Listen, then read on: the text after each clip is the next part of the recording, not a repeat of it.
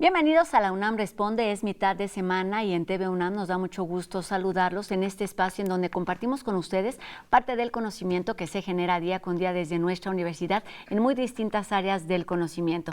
Como todos los días, los invitamos a que se pongan en contacto con nosotros a través de nuestras redes sociales. Ustedes ya las conocen, están apareciendo en este momento en nuestra pantalla para que nos hagan llegar sus dudas, sus comentarios y también sugerencias de temas que podemos abordar siempre de la mano de nuestros especialistas universitarios.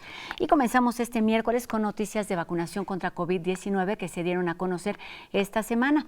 Y es que a partir del próximo 19 de noviembre se abre el preregistro en México para la vacunación contra esta enfermedad en personas de 15 a 17 años sin comorbilidades. Por supuesto, estaremos atentos a los pasos siguientes en caso del registro, por supuesto, y de la vacunación.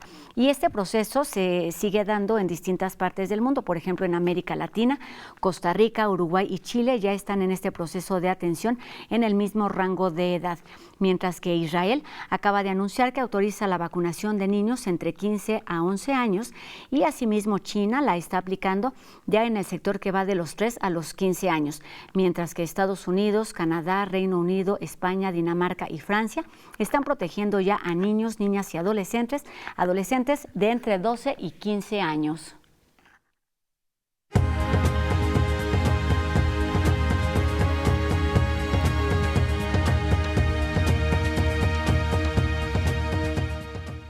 La Filmoteca de la UNAM, en colaboración con otras instancias universitarias y también culturales, crearon hace algunos meses Jueves de Cine en Casa Buñuel, que ahora se transforma en una colección editorial. Para hablar de este proyecto, nos da gusto saludar aquí en TV UNAM, en nuestras instalaciones, a Hugo Villa Smythe, quien es promotor de cine y, por supuesto, el director general de actividades cinematográficas de la UNAM. ¿Cómo estás, Hugo? Un gusto saludarte ahora aquí en vivo en las instalaciones. Muy bien, muy contento de volver a estar en presencial aquí en los estudios de TV UNAM y de estar contigo en este programa. Y además con mucho gusto de platicar de este proyecto. Hugo, es un proyecto que surgió en pandemia, nos decías antes de entrar a la grabación. Platícanos en qué consiste y cuáles son las razones que dan origen precisamente a este proyecto de Jueves de Cine en Casa Buñuel, que tiene que ver con el espacio y con esas prácticas que llevaba a cabo pues el cineasta español en México. Claro, con gusto. La Academia Mexicana de Artes y Ciencias Cinematográficas, que es un cercano colaborador siempre con la Filmoteca de la UNAM, tenía ya algunas actividades antes de que sucediera la pandemia. Se daban talleres, se hacían algunas actividades académicas y en el momento en el que nos tuvimos que ir todos al confinamiento, por ahí de los 20 de marzo del año pasado, logramos junto con ellos y con la Cátedra Bergman y con Cultura en Directo de la UNAM conformar un proyecto de conversaciones en las que participaran en la primera y segunda temporada quienes han ganado Ariel de Oro. El Ariel de Oro es un premio especial, una distinción especial que da la Academia, que se da a una sola película por año y a una o dos personas por el desempeño a lo largo de sus carreras. Entre ellos, por ejemplo, la Filmoteca de la UNAM ha ganado ya un Ariel de Oro y por ello es miembro honorario del comité de la Academia. Entonces, la idea era, uno, no parar, porque la universidad, como se puede ver en todas las actividades que hicimos, no paró nunca. De hecho, hay actividades que incluso se multiplicaron y se volvieron mucho más abarcantes de espacios y de lugares y dando conversaciones. Y era eso, justo, dar una conversación interesante de un tema que siempre ha estado muy cerca de la cultura mexicana, que es su propio cine, y hacerlo desde la perspectiva de quienes mejor lo habían hecho o quienes la academia había considerado que mejor lo habían hecho y en un ámbito totalmente colaborativo entre instituciones y por supuesto entre dependencias. Aprovechamos la herramienta muy rápida que puso a nuestra disposición la universidad. Las cuentas de Zoom de la universidad fueron disponibles muy rápido y además tenían la característica de que podían tener más duración, podíamos subir participantes de diferentes maneras que las cuentas gratuitas y entonces a partir de ello se conformó una primera alineación en estas primeras 12 conversaciones, la primera temporada, que es la que estamos presentando ya en versión editorial, con nombres que seguramente quienes siguen al cine mexicano reconocerán. Arturo Ripstein, Lucía Álvarez, Berta Navarro, Paz Alicia García Diego, Tony Kuhn, Diana Bracho, Héctor Bonilla, Nerio Barberis, Jorge Fons, no quiero dejar a nadie ahí fuera, Eugenio Caballero. Pero también una de las cosas muy gratificantes que encontramos fue a quienes sentamos a que hablaran con estas personalidades, ¿no? El cine mexicano no solamente se piensa muy bien y se hace muy bien, sino que además se relata muy bien. Y entonces quienes estuvieron entrevistándolos, Roberto Fiesco, Fernanda Solórzano por ahí, el propio Armando Casas, Elisa Lozano, José Ramón Miquela Jáuregui, es gente que entiende también muy bien cómo se divulga el cine y cómo se platica del cine y cómo se aborda lo profundo y lo fuerte que puede ser el cine mexicano de una manera en la que un medio tan abierto como es YouTube, porque por ahí pusimos las conversaciones, puede resultar entretenido. Tuvimos en las conversaciones que más visionados tuvimos, llegamos a tener 3,000 personas. Si hubiéramos hecho esas conversaciones de manera presencial en alguna de nuestras salas, pues hubiéramos tenido a 230, 240 personas. Y lo interesante es que las pudimos dejar en YouTube. La primera temporada está ahí, pero también la segunda y la tercera, o sea, hay en total 36 conversaciones. La tercera tiene ya un formato un poco distinto y ahora para la cuarta pensaremos otro formato porque justo muy gozosamente ya podremos volver a estar presencialmente ahí en la Casa Buñuel. Y entonces pensaremos otro formato y lo haremos con algunas otras características técnicas, pero bueno, las conversaciones están ahí. La idea de imprimir los libros, la idea de hacer las versiones estenográficas, de copiar el texto, meterlo a un formato de libro y ponerlos a disposición en este paquete de cuadernillos, un poco va apuntada a una de las tareas fundamentales de la Filmoteca de la UNAM, que es la de conservar la memoria del cine mexicano, en particular desde la perspectiva de los investigadores. Lo primero que un investigador pide cuando hace una entrevista, lo sabes bien, aquí seguramente te habrá pasado en no pocos de los programas que has conducido en esta televisora, lo primero que uno pide es la versión estenográfica porque es más fácil subrayar, anotar, apuntar e incluso es más fácil para citar textualmente, que es muy importante en los trabajos de investigación, saber de dónde viene la información, y es por ello que lo hicimos de esta manera, además de que para quienes hemos vivido todas nuestras vidas trabajando en el cine mexicano, pues es entrañable realmente tener entre las manos estas conversaciones. Hugo, lo platicas muy bien y justamente de lo que se trata para quienes nos gusta ver cine, pues es como de completar la conversación, ¿sabes? En todos los sentidos. No solamente se trata de verlo, sino de saber cómo se hace. Y cuéntanos, para quienes no estuvieron familiarizados con estas conversaciones, ¿qué es lo que se hablaba en estas sesiones? Nos hablabas de los personajes y de quienes estaban conversando con ellos, pero ¿de qué se trata? De contar la trayectoria, de hablar de las experiencias, de contar anécdotas. ¿Qué es lo que podríamos haber escuchado en esas conversaciones que ahora las vamos a poder leer? Pues tomaron derroteros distintos, dependiendo de quién era la dupla, caminaban por diferentes vías. Recuerdo, por ejemplo, la de Diana Bracho. Diana hace un recuento muy detallado de su acercamiento a la actuación y de algún viaje por ahí iniciático que tuvo de estudios, que se fue de México y que eso la empujó a acercarse a la actuación, a pesar de que viene... O sea, si pensáramos en hacer como un árbol de títulos nobiliarios del cine nacional, pues sin duda Julio Bracho estaría en uno de los grandes pilares, padre de Diana, ¿no? Y entonces, a pesar de eso, ella se acerca en realidad al cine pues de otra manera, se acerca a la actuación de otra manera, ¿no? A mí siempre me ha llamado mucho la atención y creo que es uno de los directores que más han entendido que más le sacaron profundidad a los modelos tradicionales que dejó el cine mexicano de los 40 y los 50 y los ha revisitado todos de una manera muy cruda, pero mucho más mucho más apegada a la realidad, que es Arturo Ripstein. Esa conversación creo que es formidable porque además el propio Arturo es un conversador extraordinario, es muy divertido hablar con él. La de Eugenio Caballero, pues, ¿qué te digo? Es como uno de los dos representantes de lo que sería mi generación como trabajadores del cine, y a mí me resultó muy emocionante, muy divertida. La de Nerio Barberis, que es un ingeniero de sonido legendario en México, que además una de las notas que más llama la atención de él es siempre su generosidad con no solo con los conocimientos, sino con las conversaciones para aportar más. Creo que también es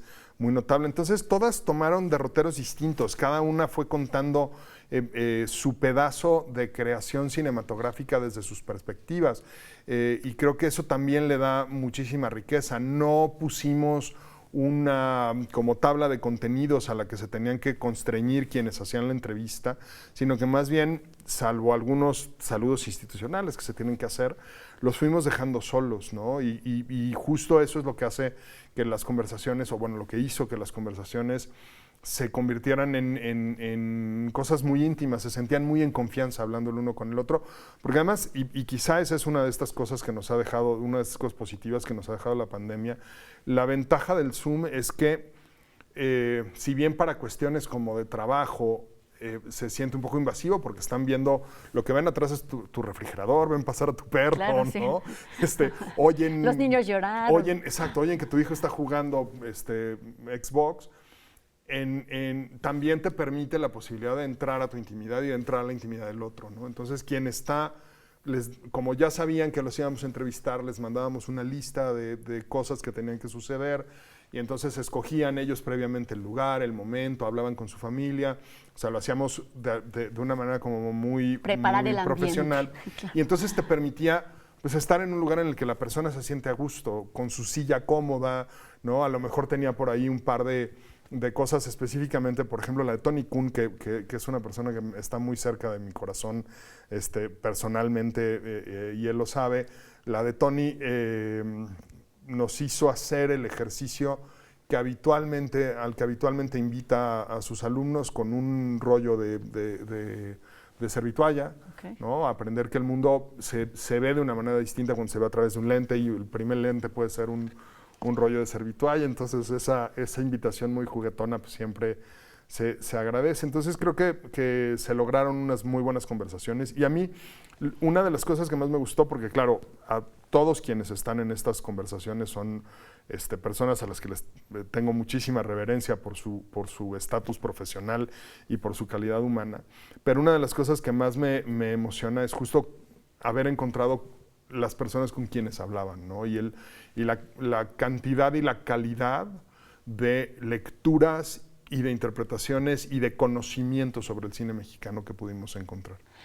Hugo, pienso también en el valor que tienen, por supuesto, las conversaciones que se dieron vía Zoom y que además están disponibles ahora mismo en el canal de la Filmoteca y en la página de la Filmoteca, pero pienso en el valor, ahora hablando particularmente de estos cuadernillos, de tener en una sola conexión a los hacedores del cine. Pensamos en cine, que generalmente lo relacionamos como con los directores o con los guionistas, y en este caso hay una diversidad de voces en cuanto a las profesiones que están relacionadas con el cine. Háblanos de este abanico de posibilidades. Claro, el Ariel de Oro tiene la virtud o ha tenido la virtud de que no solamente se entrega como su contraparte, que sería el Irving J. Thalberg en los Oscar, que generalmente se le entrega solamente a un productor o a realizadores, ¿no? Sino que aquí se entrega también a otro tipo de profesionales en la industria. Tenemos, por ejemplo, a una multiganadora de Arieles por composición musical, Lucía Álvarez, además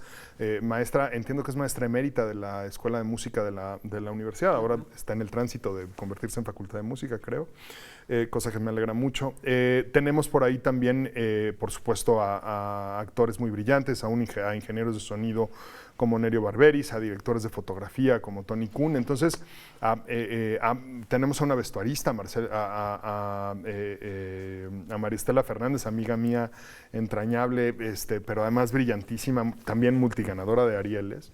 Y entonces esa diversidad de especialidades creo que también le dio una diversidad de miradas, ¿no? de entrar a lo que se hace desde la perspectiva propia, pero siempre sirviendo a la obra cinematográfica, ¿no? Entonces creo que eso también la dota de mucho valor en términos de consulta y de referencia.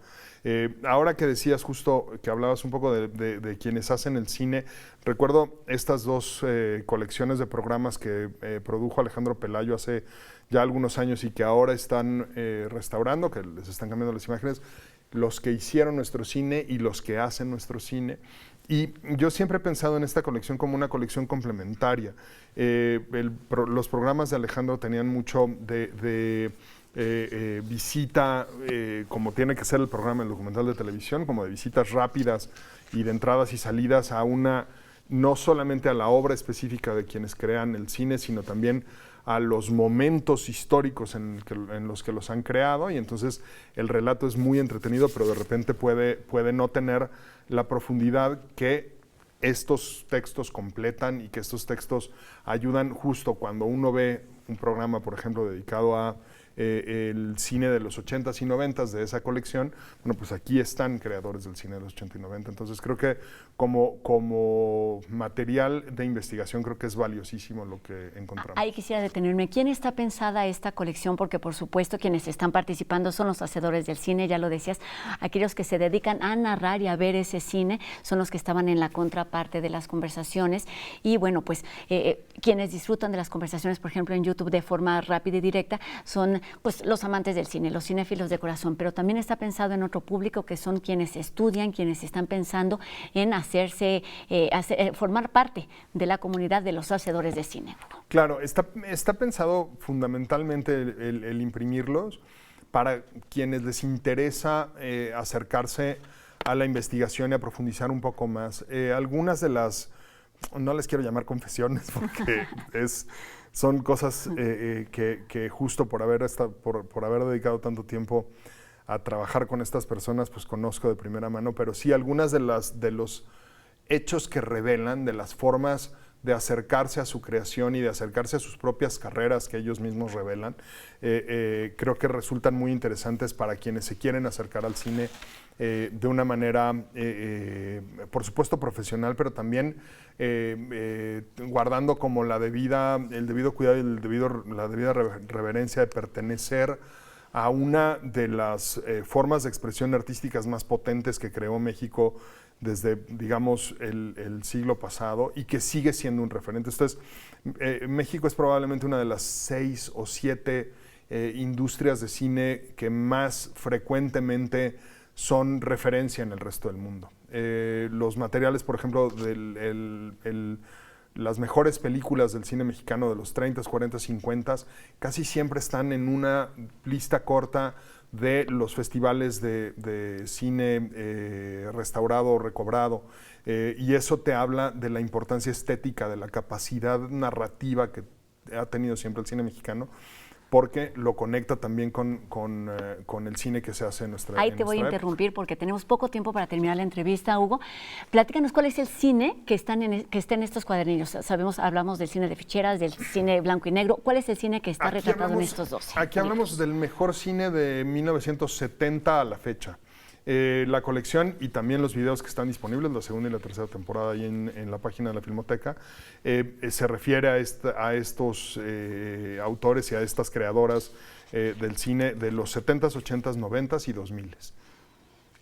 Y te quería preguntar, ¿en dónde está disponible? Se hizo un tiraje, digamos, no muy amplio. ¿Para quién está disponible? ¿Dónde lo podemos conseguir? ¿Cómo podemos tener acceso a estos materiales? Fundamentalmente para quienes se dedican a la investigación cinematográfica y estética. Y nos pueden escribir a info@filmoteca.unam.mx y ahí les contestamos respecto a este material y a otros materiales que hemos ido editando a lo largo de esta pandemia. Mencionabas ya algunos nombres: Arturo Ripstein, Paz Alicia García Diego, Tony Kuhn, Berta Navarro, en fin, son varios de los nombres que están ahí. Platícanos solamente una experiencia, una anécdota, una trayectoria de lo que se haya recopilado en esta colección. Pues no te podría contar una sola. Me gusta mucho hablar estaría yo jugando a los favoritos y me da mucha vergüenza hacerlo. Creo que la mejor de las anécdotas ha sido esa, encontrarnos con la gran capacidad de conversar que tienen y la apertura que tuvieron todos quienes participaron en esto. Primero, invitarnos a la intimidad de sus casas, porque tenía que ser así, las hicimos a través de una plataforma que llega a tu casa. Pero segundo, también para contarnos la intimidad de su trabajo y la intimidad de su creación. Creo que eso es lo más bonito y lo más motivante de todo, que sí nos contaron una intimidad, como la duración de la entrevista era muy larga y no era exclusivamente sobre un tema, sino que les dábamos como cierta libertad. En todos, en algunos antes, en otros un poquito después, llegamos a una intimidad de contarnos por qué se dedican al cine y por qué están en esto, que me parece muy hermosa, muy conmovedora y muy humana. Me parece que son muchas las razones para acercarnos a esta colección de Jueves de Cine en Casa Buñuel, un ejercicio de divulgación, pero también de recuperación y de promoción de nuestro cine, de acercarnos a ese cine, pero también a las personas, a las personalidades, a las trayectorias, a las anécdotas y pues eso, ver el cine de otra manera. Hugo Villa-Smyth, muchísimas gracias por estos minutos, felicidades por esta colección y seguramente estaremos atentos a la publicación de las siguientes temporadas de estos Jueves de Cine. Muy buenas tardes. Gracias, buenas tardes. Gracias, Hugo. Pues ahí está la invitación a leer y también a ver cine. Y vamos enseguida a hablar de tecnología a partir de un evento que se está preparando ya en Guadalajara y de esto nos hablan enseguida los chicos de No Memes.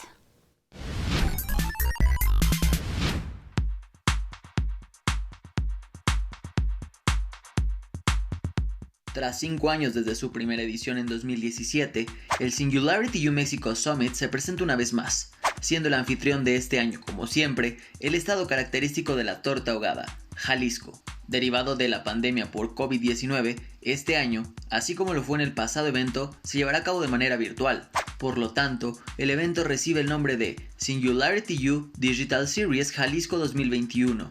La Singularity University, una comunidad con más de 119 países como miembros, ubicada en el Centro de Investigación en la NASA en Silicon Valley, es la responsable de reunir a grandes ponentes y expertos en el área de tecnologías exponenciales en México cada año. La reunión tecnológica ha sido llevada a cabo desde 2017, teniendo como sede a Puerto Vallarta, Jalisco. Sin embargo, a partir del 2020, la reunión ha sido llevada de manera virtual por la pandemia. Para este año el foro contemplará 3 grandes temas, siendo longevidad y salud, inteligencia artificial y ciberseguridad, y el futuro del trabajo y del conocimiento.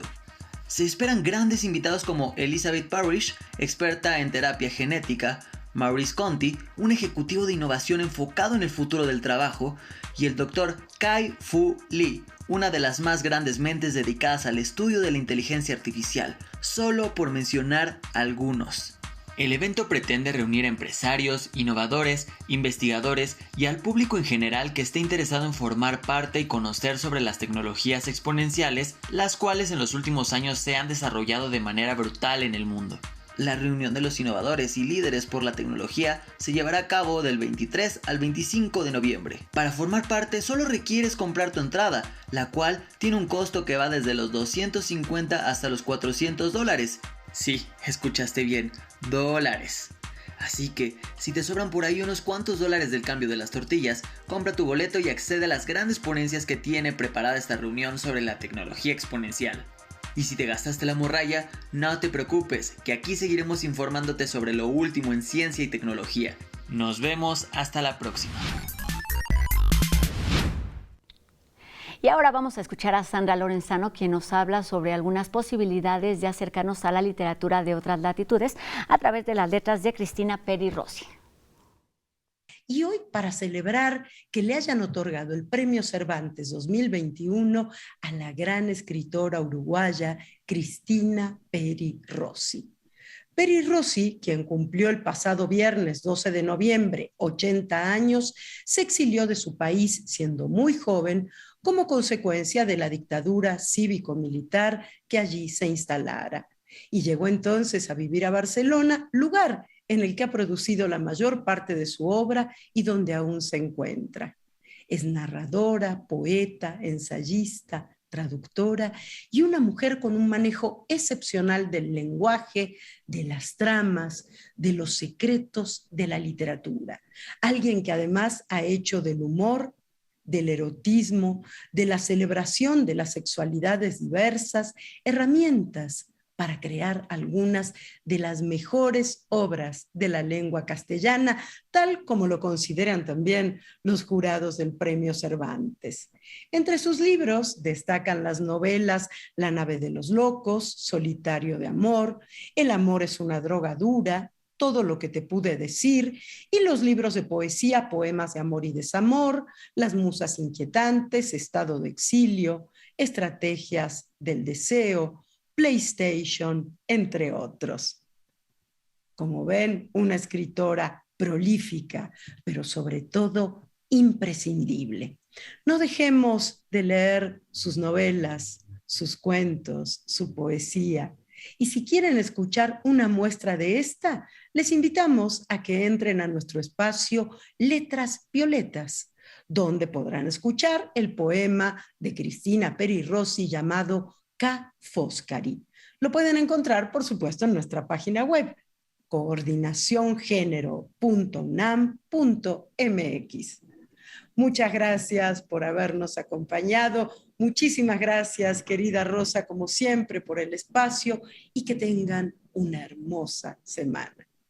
Cuídense mucho. Chao.